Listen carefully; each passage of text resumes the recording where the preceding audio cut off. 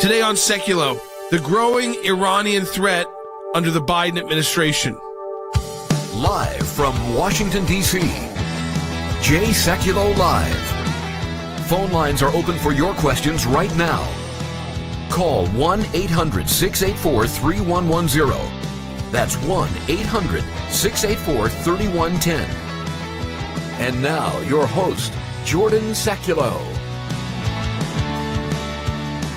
Folks, welcome to an encore presentation of the Sekulow broadcast. This is a broadcast that's going to be focusing on the growing threat from Iran under the Biden administration. An administration, as I often say, that is rushing to hopefully get back to a time when they could sip tea together with the Iranians in Geneva at some fancy hotels and some lobbies, and they can sip tea and they can have press conferences and maybe a little sparkling water, maybe a little water without bubbles and with sans gas and Avec gas, if you will, and those times when those pictures would be shown around the world and everybody would be praising America, not for getting anything done good for America, but for being just like them, Europeans, and doing good things for Europeans and the European economy. And that's what they're trying to do. So who we're gonna bring on, in this show to really get down into this encore presentation is Rick Grenell. I can't think of anybody better from the ACLJ team. And you heard me say that right. Again, we play these encore presentations because we're fast-paced at the ACLJ. We talk about a lot of issues. New people join the organization. Rick Grenell is one of the newer additions to the American Center for Law and Justice, as well as a senior advisor for national security and foreign policy. He was the former acting director of national intelligence and, of course, the former ambassador to Germany. He understands Iran. He understands the threat they pose. He also understands that bigger geopolitical move that the Biden administration is trying to rewrite. It's the parties and the cocktail parties at the UN and being a favored member at the UN. It's not putting America first. It's putting global interest first that don't necessarily align. That's not a problem unless they don't align with U.S. interests. I want to go to Than Bennett here, Than, because Than, this is another one of those threats people knew from the beginning with Joe Biden. He said, I want to get back to the Iranian nuclear deal.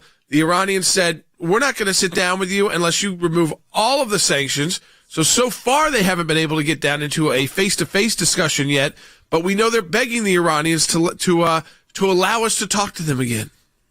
Yeah, and Rick really is the perfect person to speak to this, Jordan. We say on this broadcast all the time that personnel is policy. Well, Rick got to set a lot of this policy in the last administration. And when it comes to the issue of Iran, it really is personnel as policy that has given me the greatest heartburn, Jordan. We've talked about this before, but they're bringing on the same cast of characters that crafted the disastrous policy in Iran the last time around. You think about Jake Sullivan, who was the lead architect of that deal. You think about Wendy Sherman, who was the lead negotiator. Her nomination is pending in the United States Senate right now, Jordan. And if I'm Iran, if I'm sitting in their shoes right now, I'm saying, look, you just rewind 4 years and I got this sweetheart deal from this same exact cast of characters. Why would I not just behave the same exact way I did back then? I'll rattle sabers, I'll antagonize, I'll threaten the United States. And what will that get me? It will get me the same thing that I got 4 years ago. Rick's going to be able to speak to that, and he's also going to be able to give us pointers, Jordan,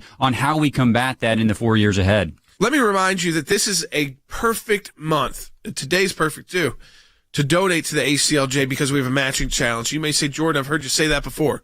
Let me explain what a matching challenge is, because it goes through the entire month of March. A matching challenge is when we have a group of donors who are regular donors to ACLJ, and they say, we want to give you a boost month.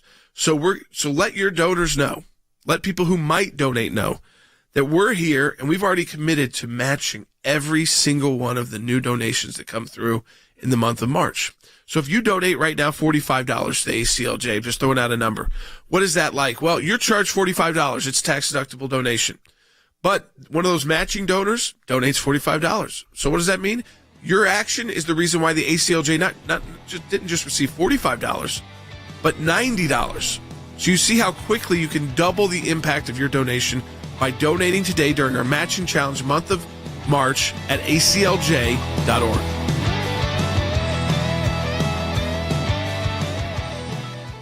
Tensions are heightened in the Middle East. Iran shooting off its own missiles in a drill in the country's desert capable of hitting U.S. bases in the region. The president has said that if Tehran resumes strict compliance with the 2015 nuclear agreement, the U.S. would rejoin as a starting point for future negotiations. This is a Biden administration that is saying, Iran, we're going to lift economic sanctions. We're going to rejoin the nuclear deal. So you would think if they thought that the Biden administration approach was the correct approach, rushed right back into the failed Iran nuclear deal, and Iran will suddenly be nice. And yet it's the opposite. Iran also informed the UN it would begin enriching uranium to 20% at its Fordo facility. That puts Iran one step away from creating weapons-grade uranium. The Iranians are desperate, but they know how to negotiate from a position of strength, and that's exactly what they're doing. The Biden team will build up consensus as an amazing initiative and an amazing word. But consensus at the UN means that you have 15 members of the UN Security Council agreeing to a statement or a policy position. This is really dangerous for America. You can't just jump back into the JCPOA. We have to look at every legal option to defend our own interests. The real danger of Biden, I think, is the international level. Yep. Because that's where he has the most power to act, where Congress can't step in. America first, the things that we have seen like that, I fear, and I'm very apprehensive as to whether this administration coming in is going to be able to continue that legacy. And now we're going to take all these steps back with the same retread bureaucrats that are going to go with their anti-Israel policies to the United Nations, and we're going to have to fight like crazy. This is why your support of the American Center for Law and Justice and our offices around the globe is so essential right now.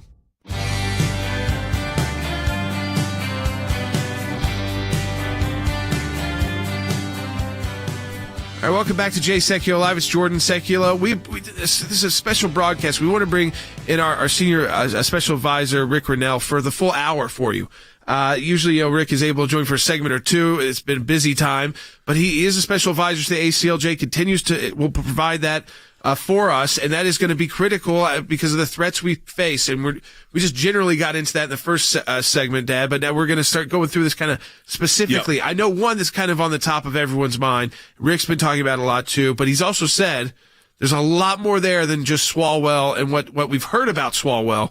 And again, I mean, I think it is tip of the iceberg on China's threat to the U.S. We focus so much because of the focus the Democrats had on Russia. It was all, not that that's not a threat, by the way, and there's no threat from Russia. They did a major hack on the U.S. The last couple days. But China, so many on the left are afraid to call China a threat, or you're xenophobic if you call China a threat because of money. Because of business, whether it's the film industry, whether it is the NBA, whether it is any major company, because of the business interests they have. So they look past the other way on the human rights violations, the imprisonment, mass incarceration, concentration camps of Muslims in China. And you would think the left would be all over that. No, they're not. No, I mean, and we've seen now they infiltrate congressional offices. That's no big deal, but they impeach presidents over phone calls that 35 people are on. Yeah. So let's start with China, because I think it's made a lot of news because of Eric Swalwell, the congressman. Yes. But the fact of the matter is that it goes much deeper than that. And Rick, what I wanted to get to first was, I mean, we talk about China before we even get into the national security threat. You look at what they do to minorities in China. And a minority in China is defined as anybody that's not a member of the Communist Party. And also, and I need to say this, for religious minorities in China, and I've been to China. I have met with the lawyers that represent the underground churches. And I got to tell you something. It's unbelievably impressive people, unbelievably impressive spirit, but unbelievably oppressed. And dangerous. Where they literally will arrest the pastor in the middle of a sermon. And I went to one of the state churches, the government-sanctioned churches. Rick, I don't know if you've ever had this experience in your travels, but in China they have it's called the Three Self-Patriotic Church. Yeah. And that's the Christian church. And the pastor's sermon, when it began, I'm listening to it translated, obviously, is a good sermon. The importance of the gospel, helping the poor, Jesus. I mean, it was good. But then in the middle of the sermon, he stops and says, but of course, none of this could happen without the government and without the party allowing us to be able to do these things. So he has to give this like nod to the government. Then for what we would call the more typical, I mean, it's not they're evangelical churches, but it's a completely different cultural environment. They are worrying about, they're looking at the door to their houses or their office buildings where they're meeting to make sure the police aren't going to come in. Because all being monitored. Horrible human rights abusers. I mean, unbelievably. So it's like when we the Iranians, that's another one. You know, they throw a pastor in jail, they throw gays off of buildings, and this administration is going to start negotiating. But let's focus first on China. Looking at the threat, I got that off my chest. China bothers me because we've done work there, Rick, for years. And these people go through it's horrific. Yeah, look, I've spent 8 years at the UN dealing with the Chinese and the spying and the duplicity. You hit it right on the head, Jay. We've got a huge problem, a growing problem with China. And it's not just in politics, it's in academia. You and I have talked a lot about how our work can really penetrate into academia and the Chinese influence there at all of our schools. That's something that I'm looking forward to doing in the new year with you. Look, we as Christians right now are feeling the brunt of COVID, and we're feeling like we can't express ourselves and that we don't have the ability to go to church and worship the way that we want to. But imagine being in a place like China or in a place like Iran. This is where your religion is completely taken away from you. You have to hide it. You've got no religious freedom. We have to, as Christians in the United States, continue pushing our government to make a firm stance, to understand that we can't just look the other way on China's human rights abuses. We've seen what China secrecy and communist China secrecy can do to the entire economy of the world, not just our economy, but every single economy around the world has been impacted by COVID-19. The secrecy of the communist Chinese ways is why we are in this dilemma. They were not honest with us up front, and we all know because the U.S. intelligence agencies collectively sent out a statement, a rare statement, saying that China is where COVID-19 originated.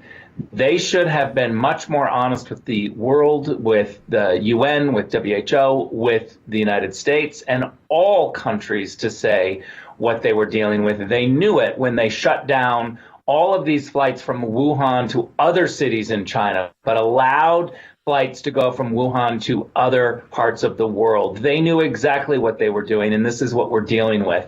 China is a crisis for the United States. We must really push our government, and in this next year, it's going to really be incumbent upon Christians and activists to make very clear that we cannot have a country like China that is doing all sorts of business with American companies, systematically having human rights violations and abuses. That is just unacceptable. And I think that we're going to have to get a louder voice to make clear that working with China and looking the other way is unacceptable. And you know, Rick, I mean, we've seen this now with the Swalwell matter, which you've talked about a lot, I know, but for our audience, I mean, you said this is it's like the tip of the iceberg. There's so much more there, and then you see the Nancy Pelosi, they're just like shrugging their shoulders. Yeah, we knew about it, but you know, that happened. And yet they're put on the Intel committee. And I mean, that's just one example of one congressman that has access to a lot of classified information, was calling the president a Russian agent throughout this time period. So I think he deserves all the criticism he's getting now because of the role he played in just trying to disparage President Trump and calling him basically, you know, this agent of an outside force. While he's got this relationship with a Chinese spy, puts the intern in who was a bundler somehow. I mean, I remember interning on Capitol Hill. I cannot bundle donations for the congressman I interned for when I was there. But I mean, it's the idea that, and it goes to Hunter Biden too. The shrugging of the shoulders. Now they're starting to pick up some on Hunter Biden. But remember, on the election, Rick, the first debate, Joe Biden called the president a liar. The media ran with it. And now the headlines are about how Hunter Biden was doing this business. I mean, now the same people who ran with it, yeah, the president is lying about Hunter Biden, are writing stories about Hunter Biden's Chinese business dealings. Look, we have a problem in the intel community because the Russia team is highly political and very quick to make judgments on raw intelligence. The China team is completely the opposite. They are judicious, they're slow, they're not political. They want to wait for raw intelligence to be assessed and have a collective assessment. The Russia team leaks out little pieces of the raw intelligence before it's actually collectively thought through and assessed. This is a real problem because what's happening now, because of this problem in the intel community, we've seen Democrats completely downplay the China threat. And that plays right into the COVID-19 problem. Look what we've just experienced through this last election period. Yep. We had a whole bunch of Democrats mocking the threat from China and really giving Beijing's line. I think that we've got to get to the bottom of this and understand why are so many Democrats, and let's be honest, several of them in the San Francisco area are all taking the Beijing line, downplaying the Chinese threat. And they're doing it not just on the supply chain issue or engagement with China, but on COVID, on the election threat. It just seems to be on every issue. What China wants is what Democrats keep saying,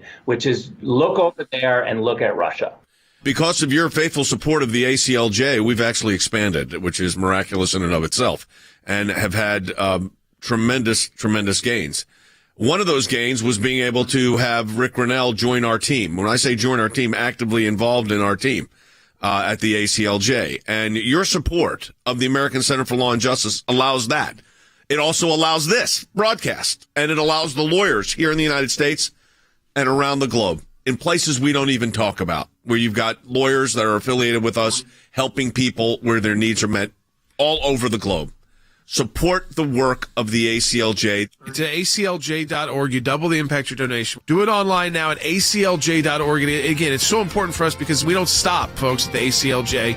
We'll be right back with more with Rick Grenell talking about these threats to the U.S. and potential threats in 2021. We'll be right back.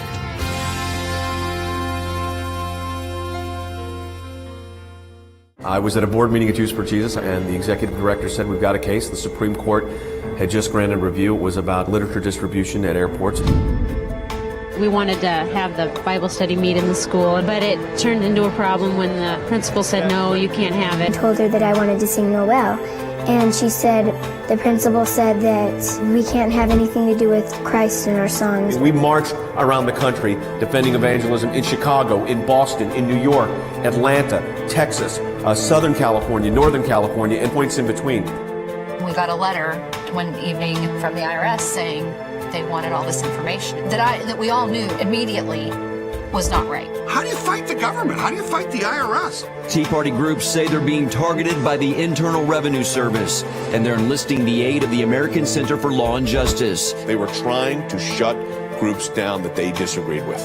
This was very, very serious. The federal courts do not need to become monitors of state trespass actions, and that's all this is. We were looking for the right to speak our minds and our consciences, and we won that right today. Religious persecution is a situation where your life is literally put in jeopardy simply because of what you believe.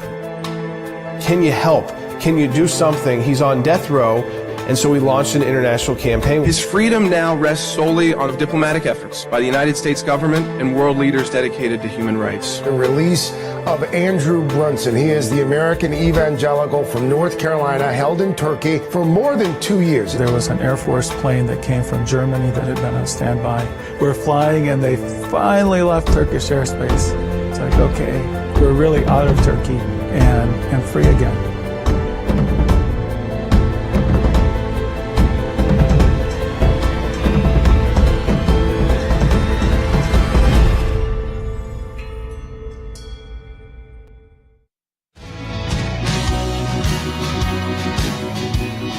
Welcome back to Jay Sekulow Live. This is Jordan Sekulow. Rick Grenell, our special advisor to the ACLJ, has joined us for the full hour of the broadcast today, talking about the potential threats and ongoing threats to the U.S. in 2021. And who better to talk about it than a former acting director of national intelligence, former ambassador to Germany, someone who spent almost a decade at the United Nations dealing with these countries, dealing with the intel, dealing with the classified information, probably the overwhelming amount of countries that would like to harm the U.S. and the ones that actually have the potential to do it. And so we talked about a couple of the big players. We talked about China. They have the potential to do it. Russia, they show that they do it through hacking. Russia in a minute. Yeah. But they've shown through just recently, a few days ago, the hacking that they can do on major businesses on our Intel committee. But then there's the countries that want to do more to harm us too. That's like the Irans. They may not be as sophisticated yet as a China or Russia, the populace, but there's in some ways more dangerous because of the extremism that fuels their government. Instead of whether it's money that fuels the Chinese government. And the ability to destabilize an entire region. Right. Where the Chinese will be cautious about destabilizing the region because they're such a big part of the region.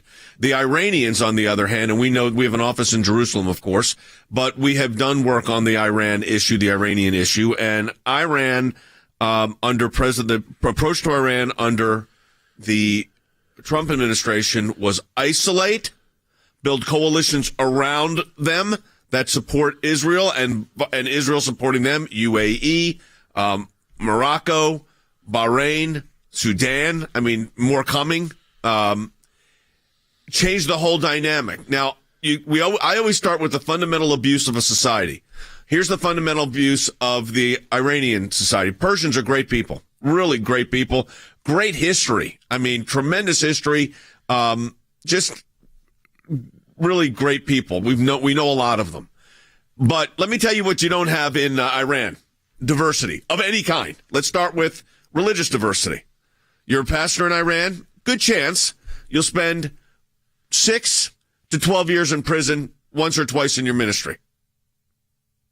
If you're an American pastor, by the way, and you happen to be in Iran or a dual citizen of Iran, guess what you get? You can get life imprisonment at Evin Prison. That's not pretend. That's real. Gays and lesbians, they throw them off of buildings.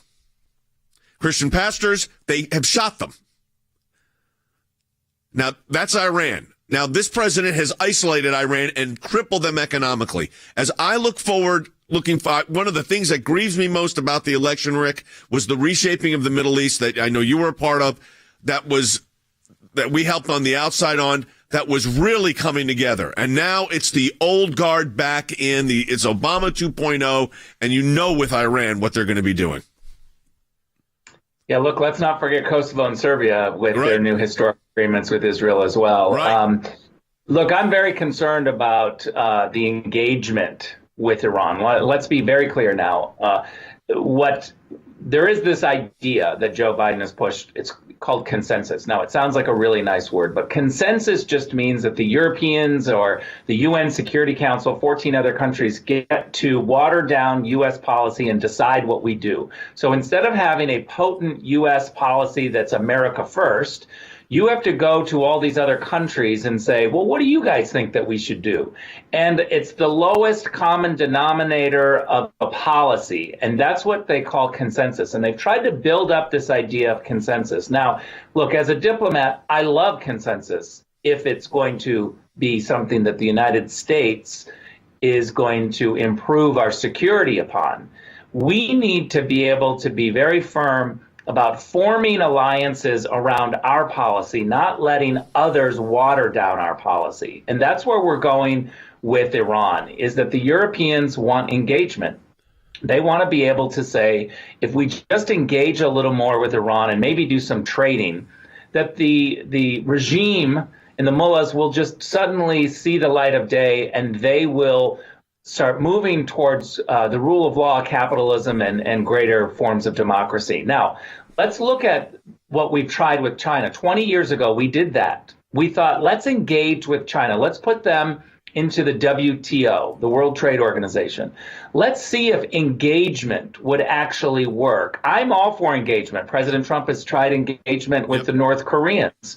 But at some point, you have to be smart about your engagement to have a benchmark and to say, did our engagement work? I think that we need to face the music, and we should have faced the music about 15 years ago, that trying to get greater cooperation with China by getting them into the WTO didn't work. We have seen human rights abuses get worse. Look at Hong Kong.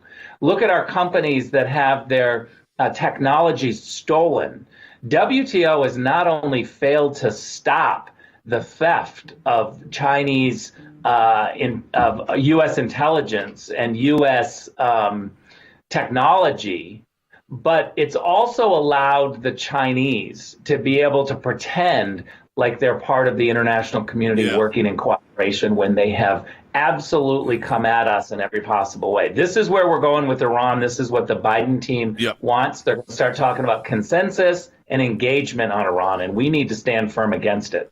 How do we tell our folks that are millions listening to us right now, hundreds of thousands watching us, how do we engage when an administration is taking contrary positions? Look, I believe that transparency is important. So we're going to have to push the administration, and maybe that means going to court and taking people all the way to the end to say, you must show us or stop doing something that you're doing. So we need legal challenges. I think that it's incredibly important for organizations like ACLJ to be funded. This match is unbelievable. So I would just say to people, take action. Prayer is fantastic. Talking about it on social media is amazing. But you got to take action and be a part of ACLJ because we are taking action. I would not be a part of this organization if it wasn't about action. And I love the fact that we have smart people sitting around a table to figure out what are we going to do to push transparency, to fight in court legally. This is why we have a constitutional rule of law that allows people like you and I and the Trump campaign or anyone to petition the courts and to bring your case to an independent judiciary when you feel wronged. You got to have representatives. If you don't have representatives of people fighting for you, then your voice is lost. And that's what we want to do is be able to be transparent and fight in court where needed. That is the key with the ACLJ. You know, yes, as we've said, if you love this broadcast, your donation goes to assist us with keeping this broadcast in all the stations, all the different places you see it. But most of what that donation goes to is the work, is what Rick is talking about, is the actual work, not just talking about issues. That's important too, informing you, but getting the work done in courtrooms around the world, with offices around the world. Support the work of the ACLJ. You double the impact of your donation. Donate today at aclj.org. That's aclj.org. We'll be right back in the second half hour. Here's what I want to say to our ACLJ members, or for those of you that enjoy watching this broadcast, whether it is going after the deep state, whether it is litigation that we're engaged in, whether it is defending the persecuted church and getting individuals out of prison in other countries because of their faith, whether it's training lawyers to fight for religious liberty, not just here in the United States, but around the globe, whether it is producing a daily 1-hour live television and radio broadcast heard on thousands of radio stations, on TV platforms, on social media platforms, your support of the ACLJ enables us to do all of this. We want to encourage you to support the work of the ACLJ. We're in a matching challenge campaign. Any amount you donate, we get a matching gift for. Go to aclj.org today. That's aclj.org. Live from Washington, D.C., Jay Sekulow Live. Phone lines are open for your questions right now. Call 1-800-684-3110. That's 1-800-684-3110. And now, your host, Jordan Sekulow. Hey, welcome back to Jay Sekulow Live. This is Jordan Sekulow. As we said, this is a special broadcast we put together for you because we brought in our special advisor for national security and foreign policy, Rick Grenell, to join us for the full hour.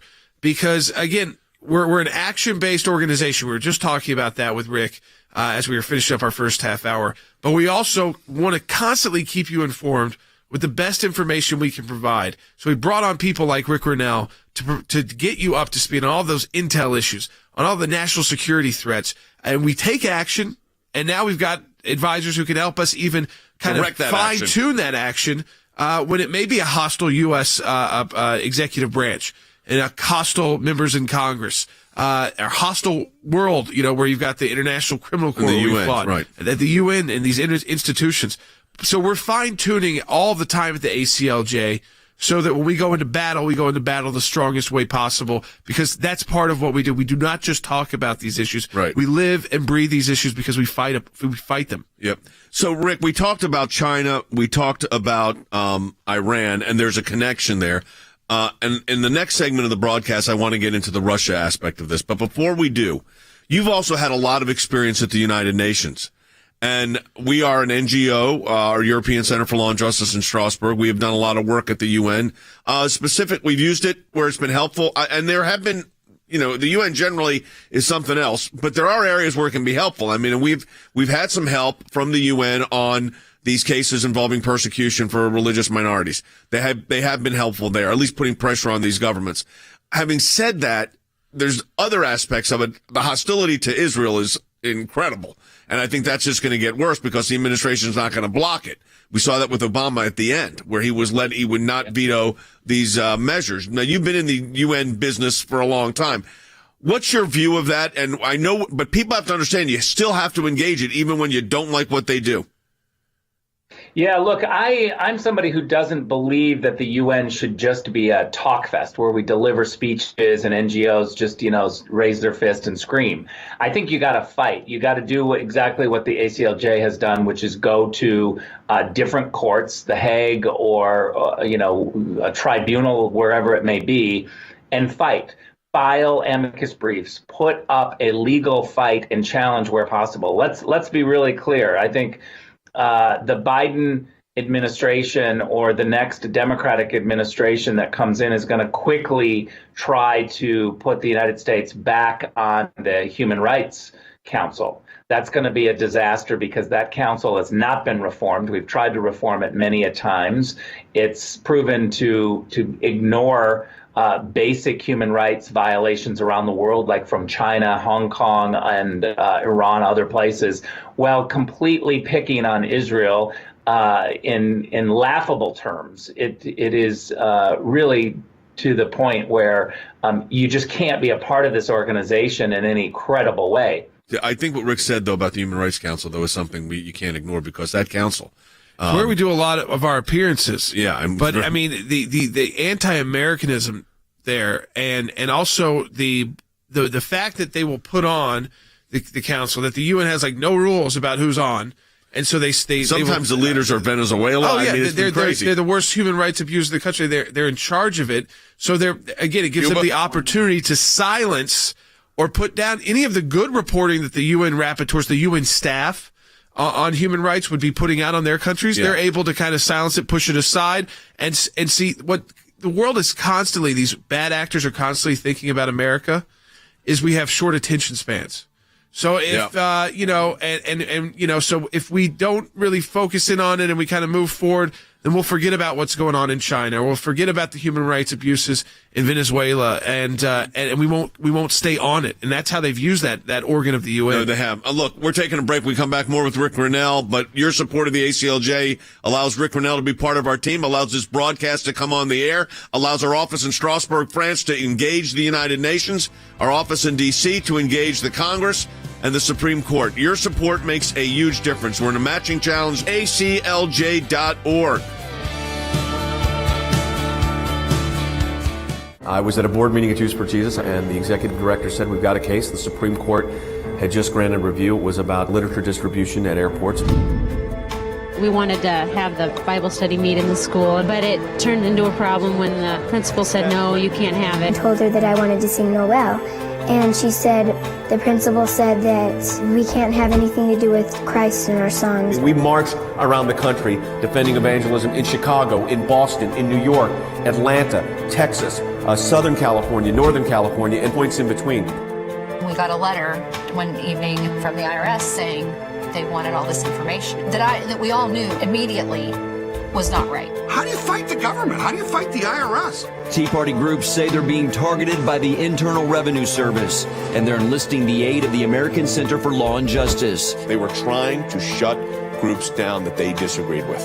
This was very, very serious. The federal courts do not need to become monitors of state trespass actions, and that's all this is. We were looking for the right to speak our minds and our consciences, and we won that right today. Religious persecution is a situation where your life is literally put in jeopardy simply because of what you believe.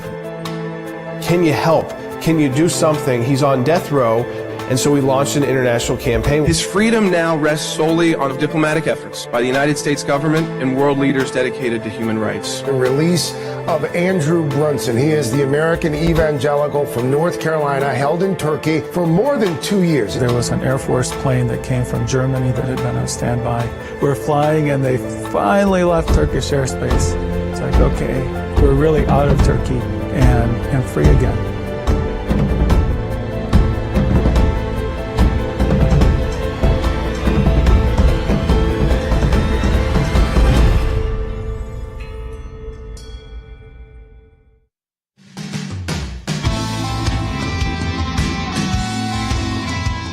Welcome back to Jay Sekulow Live. We're with Rick Grenell. He's been with us. He's going to be with us for the full hour of the broadcast.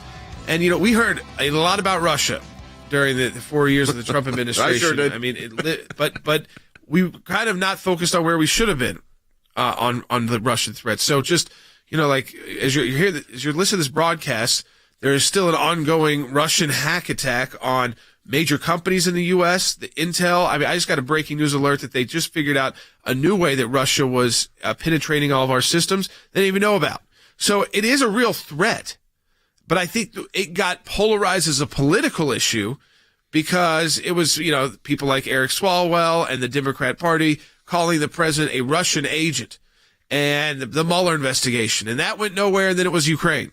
Certainly, it was and that was a violation to be impeached over because of a phone call with a new Ukrainian a leader. Again, so we didn't focus on the real problems. And see, I think this is why those world leaders, they love when America gets distracted by a phony dossier about Russia and ignores the real issues in Russia. We have an office in Moscow, the Slavic Center for Law and Justice. Their primary role is continuing to fight for religious liberty rights that were guaranteed at the fall of the Soviet Union. They've been pretty successful. They are very successful. They usually are fighting regional governments. Yep. Because, like Putin or not, that the national level, he's allowed more churches to come in, but it's still always it's a very careful balance that they are living in too. It's a big operation in Russia. Russia's massive, and you still have a lot of these ex-Soviet elements running most of the country. We have, what was it, 300 affiliate lawyers in Russia throughout Russia? 300 affiliated lawyers. And then a home base in Moscow. Right a block off of Red Square. Yeah, it's right there. And they are very public about their work, and they've been able to, again, navigate. Like we talked about these Chinese attorneys that we've worked with. I mean, they navigate a tightrope, to say the least. It is a tightrope. But the threat from Russia is real. Yeah, for the U.S. We ignored that because we got focused on this political Russia problem. Yeah. So taking away the political side, Rick is the former acting director of national intelligence. Russia on the threat matrix. How do you see it? Look, Russia is a problem. It's always been a problem, and it always will be a problem. It's largely, if not exclusively, but largely cyber attacks and misinformation. And the misinformation is usually around election period. You know, we used to call it propaganda, but for some reason they've removed this name, propaganda. And now they've been pushing election interference. But the reality is that what the Russia misinformation campaign is largely on social media, and it inflames debates and pushes fake news, misinformation, wrong narratives. It tries to inflame our debates about policy issues, which sometimes are about the elections. But we rushed into, and I would say that the Democrats largely pushed this idea of election interference. They removed the word propaganda and pretended like there were vote machines that were changed. Now, that's what the narrative was for years. When I came in as acting DNI, I asked on my first day for the team to give me the entire Russian collusion file. I wanted to read everything that we had so that I knew what the truth was. And shortly thereafter, what I found is transcripts from House Intelligence Committee meetings under oath, where we also had lawyers present, and the individuals that were pushing this Russian collusion narrative on TV and in public said quite something different when they were under oath with their lawyer sitting next to them. And it was dramatic. It was on TV saying that Donald Trump was was part of the Russian collusion efforts, and that he was, some people were even saying that he was a Russian asset. And then under oath, these same people would say, I haven't seen any evidence that says or suggests anything about Russian collusion in our government. It was so stark and so maddening to see a false push publicly and then under oath a completely different story, that's when I started in on saying, well, let's just declassify this. Let's show the American public what these individuals here in Washington, D.C. are saying when they are under oath. And that's, I think, the problem that we face, and that really ACLJ is going to be able to make a big impact on, is demanding transparency, pushing bureaucracies to stop overclassifying information to protect their PR image, but to give the American people as much information as possible. We shouldn't be afraid of declassifying information. Of course, we have to classify something if it's got a source or a method. And what that really means is a source that we're using to find the information, or the method in which we're using to get that information. And so I was very clear with the team to say, look, if you can show me that this is a source or a method, then we will classify this information. But when you bring to me information that's overly classified, because you're covering up a mistake of the bureaucracy, or you're covering up something that would help you politically, we can't have our intelligence community politicized like this. We have to be honest. So let me give you an example that was really maddening. On the Hunter Biden emails, we saw that the laptop was seized. And right before the election, there was some attention from the center-right media to say, wow, we've got this laptop. His business partner has come clean to say this is it. The laptop has some damaging information, not just about Hunter Biden. This is about Joe Biden as well. And this was all coming out before the election. But we saw 50 former intelligence officials sign a letter that said this laptop is part of the Russian disinformation campaign. Now, let me be clear. They were wrong. And not only were they wrong, they never saw any classified information or reports. That was a political manipulation that these 50 former intelligence officials did right before the election. They politicized intelligence by dismissing it as Russian disinformation. They never saw actual raw intelligence on this. They never saw any report. They jumped to write the letter for political purposes, and they used intelligence to do that. Now, I think that is typical of Washington, D.C., but it's got to be cleared out. We've got to stop politicizing intelligence. It's too important. Transparency is not political. We need to push for more transparency. I want to get to it kind of on that broader scale as we talk about the threat, because you brought in these specifics that you actually dealt with. But it's pretty scary to think. I mean, how much of a problem is the intel? We file a FOIA and it gets, information gets classified, or sources and methods, things like that. Rick, how much of it is the bureaucracy covering up mistakes? Is there a lot of that going on? There's a lot of it. I think the knee-jerk reaction from the bureaucracy is just to not share. And that's the ways of Washington. You got a whole bunch of people who find it, better to not share information because it would cause problems, and people would then inquire, and it would be more scandalous. And so Washington protects itself. It's the whole idea of a swamp. We make fun of it, and it's a funny name, but it's actually intellectually accurate, where a swamp doesn't get outside fresh water coming in. It has all stale water, and there's no fresh ideas. There's no new water coming in, and so it becomes really stinky, swampy, and if you're part of it, you become stinky and swampy. And so I think that what we've got to be able to do is bring fresh ideas. We should demand that people who are working for the government be transparent and don't think the American people are stupid. We can handle it. We can read reports and we can look at the gray area. We don't look and say everything's got to be black and white. We can be thoughtful.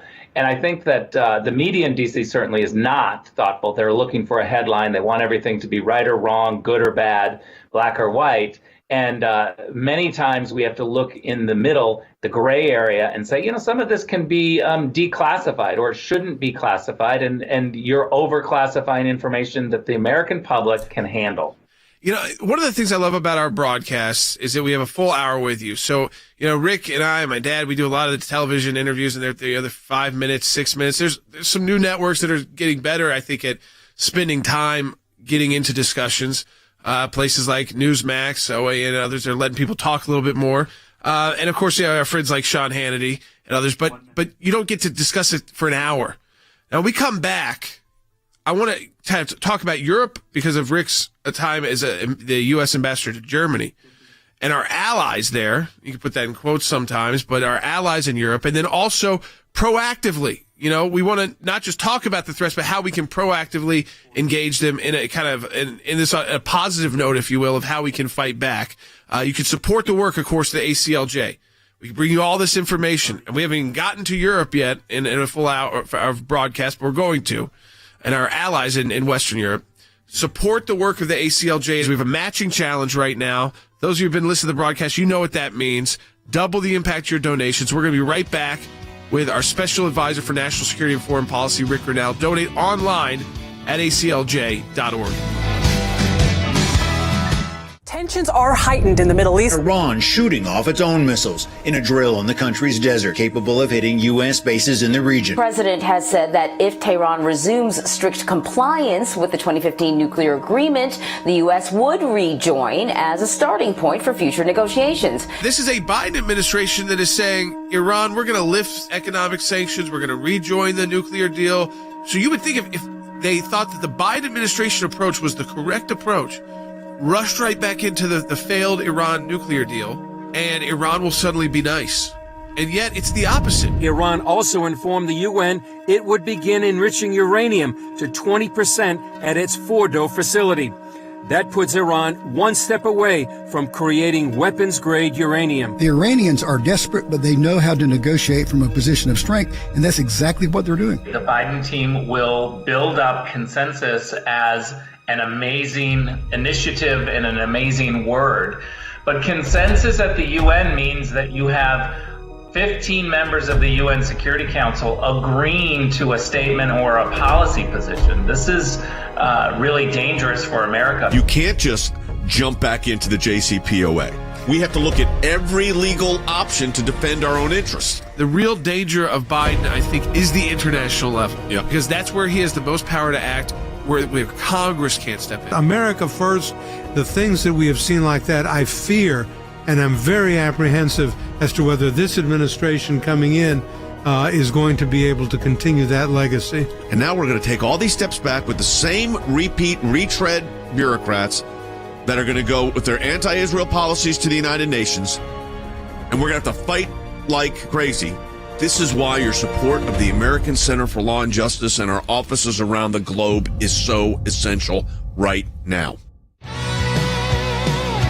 So we've had our special advisor for foreign policy and national security, Rick Grenell, with us for the full broadcast. He's remaining with us now for our final segment. We have hit China, Iran, Russia, these threats they pose in 2021, and also problems with inside our own bureaucracy and inside the intel community, which oftentimes, as Rick said, which is just shocking to hear, someone who was the acting director of national intelligence, that oftentimes things get classified or called source and method, so we can't get access to it through FOIA. It never gets to the public because they're covering up a mistake they made in the bureaucracy, and they don't want you to know about the mistake, so it suddenly becomes classified, and that it should be depoliticized. But What we haven't gotten to yet is some of the work in Western Europe, Central Europe as well, the Abraham Accords, and kind of how will that play out with a potentially different administration. So I want to get to that too, Ned. Well, let's also, Rick, in addition to being the acting director of national intelligence and former ambassador to Germany, has been a special envoy for the president, for the administration on Kosovo, Serbia, and that whole situation. Rick, let's talk about that situation, because a lot of people aren't as familiar with it as they need to be.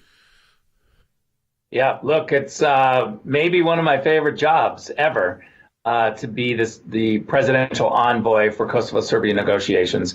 Great people on both sides who really, I think when you look at the job creators in the region in the Balkans, they really just want to move on and create some economic development for the young people. You know, there's a problem in the Balkans that a lot of the young people are moving to Germany or Hungary or Poland, where there are jobs, where they can create some momentum for their family and have a life that is better than what they had. And that's really, I think, what all parents want to give to their children is a better life than what they have.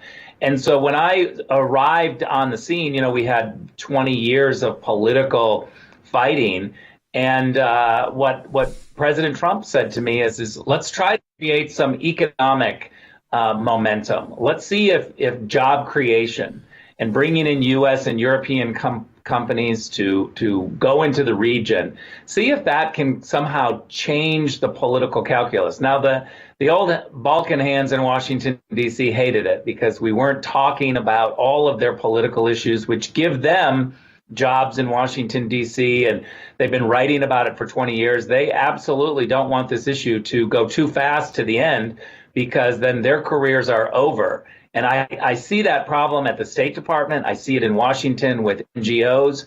And so what we flipped on its head was the whole idea of first doing economic development, talking to our partners in the region, moving on past some of the hard political issues. We got 4 economic agreements, and it's really changed the calculus. I think that any administration that comes after the Trump administration in the future is going to have to deal with a newfound love in the region for America, for the Trump-style economy, for job creation. And so I'm hopeful that we're going to be able to bring in some massive amounts of jobs.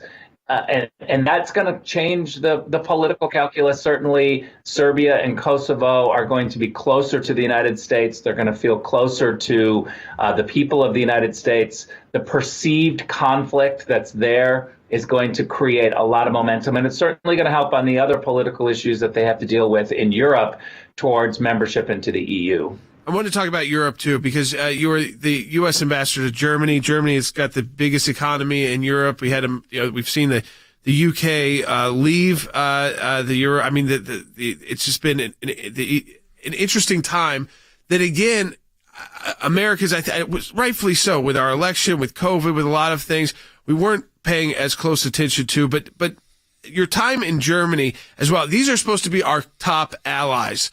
I know in a lot of matters, it's probably no question they are, but it seemed to be getting very hostile because they just didn't like our approach, which I think you've rightfully said is that it's not all about consensus under the Trump administration. I worry we're going to go back to that if it's the Biden administration. But, people, I think also we need to get kind of up to speed on what is happening in Europe right now, or Western Europe and our allies. Yeah.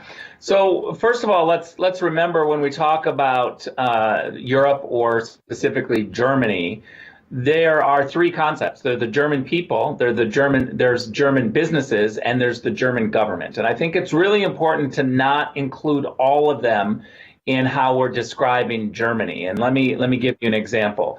Great story. President Trump meeting with Chancellor Merkel. They were meeting one-on-one, but we say one-on-one, but there's really like 4 other people in the room on each side listening and talking. And so I'm there listening, and President Trump just hones right in with the chancellor and says, look, I don't blame you for wanting to buy cheap Russian gas. And I don't blame you for ignoring the obligations at NATO. You don't want to pay that much for a military because you've got, 34,000 American troops there. I don't blame you. But you have to understand that you now are dealing with somebody who wants America first, just like you want Germany first.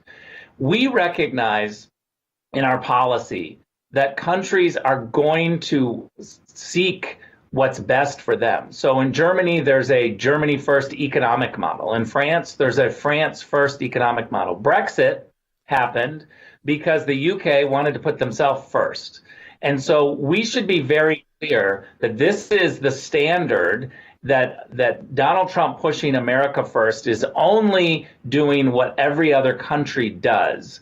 But the difference is that the people, many people in Germany, for instance, many Germans love it. They love when Germany is put forward first. They do think that Germany should have a working military. They do think that Germany should spend money on its own people and abide by the rules. But I think that for too long, we've had consecutive U.S. governments and administrations that have allowed the Europeans to act out in their own way to put themselves first and to demand or expect that the United States is just going to continue not putting itself first, that we're going to somehow take care of the world. We see it at the UN all the time. I've never been in a diplomatic meeting, a diplomatic conversation where the other side doesn't ask the United States for a long list of things that they want us to do. And every one of those things that they ask us to do are always going to benefit them. That's part of diplomacy. And we're the only country in the world that gets in trouble when it's our turn and we say, well, this is what we'd like you to do because it's going to benefit us. And so I think that that's where we're going to head in this next administration, is there's going to be a weakness towards expecting the Europeans to go back to wanting America to pay, wanting America to always be the leader, and that they will get to continue, European countries will get to continue putting themselves first. You know, Rick, to follow that up in our last question here, and again, you know, on this broadcast, obviously we talk about these issues, but as you know, with our work at the ACLJ that you're a part of, we are proactive. We're going to take action on this. And that includes international tribunals, not just courts, but the United Nations. It includes other global institutions, European Union, the European Court of Human Rights in Strasbourg, France. We engage all of these international bodies. And I think coming from you, who's someone who has decades of experience in this, if you could just tell our audience how important it is to engage these international bodies, even some that you just don't like the way they operate, but to have a presence there is so important to engage it. Look, when we have a meeting at the UN or at The Hague or some international multilateral setting, countries always show up to talk. And it's incredibly important to have outsiders, NGOs, third-party validators, as we call them, to have other voices, because otherwise Europeans or Arab countries are just going to say, well, of course the United States feels that way. But they look around the room and they say, nobody else is here saying it. There's no support for them. I think sometimes we get caught up in diplomacy looking at the placards in the room. And if it's just the United States, and then on the other side, it's some random, other country that's up against us, it looks like it's just one voice versus one voice. And what we have to be able to do is represent the truth and show that we have a whole bunch of support. So having ACLJ in the room, having voices to say, look, we represent, X number of Christians around the world, or we are here to give voice to this situation. The outside perspective in those settings is incredibly important to sway the rest of the body, that it's not just a one-on-one conversation. This is a critical time at the ACLJ to support our work financially. This is a matching challenge month, and I know that you've heard me say that before if you're a regular listener to the broadcast or you watch the broadcast. But let me just tell people why, who are thinking about making a financial contribution to the ACLJ and to the work that we do, where that goes. Well, obviously, to do this broadcast every day, to get this out, costs resources. But of course, most of our resources go to fighting the battles. Of course, using our broadcast is important to that, but it's fighting the battles in courts. It's fighting the battles in Congress. It's fighting the battles in international courts. So all of our international work that we do all over the world for religious liberty, for freedom of speech, protecting your constitutional rights, And again, at a time when we believe the ACLJ is needed now more than ever. So in a Matching Challenge month, we have a group of donors that is ready to match every donation that comes through. You double the impact your donation. Donate online today at aclj.org.